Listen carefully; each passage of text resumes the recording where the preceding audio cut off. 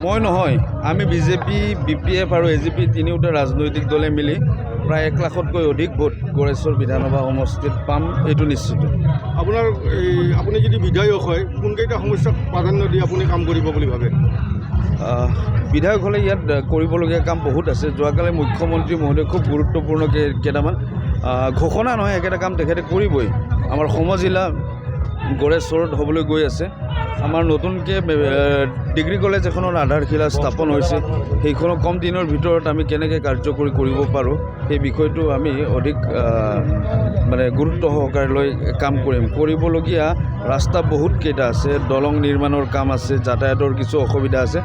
গতিকে সামগ্ৰিকভাৱে সকলো দিশ চালি জাৰি চাই যাতে এখন সুন্দৰ গড়েশ্বৰ সমষ্টি আমি মুখ্যমন্ত্ৰী মহোদয় আৰু হাগ্ৰামা মহিলাৰী ডাঙৰীয়াৰ আশীৰ্বাদত আমি কৰিব যাব পাৰোঁ, তাৰ কাৰণে আমি কাম কৰিম।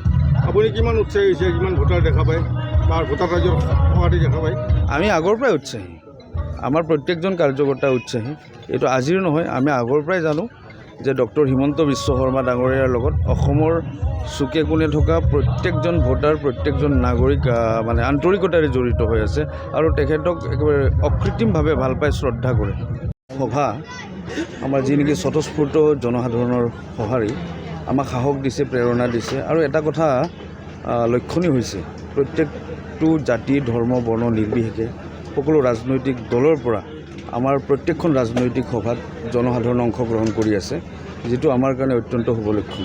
কেৱল বিজেপি, বিপিএফ বা এজিপি নহয়, আমি দেখিছোঁ বহু UPPL শুভাকাংক্ষীও আমাৰ দলত আহি উপস্থিত হৈছে।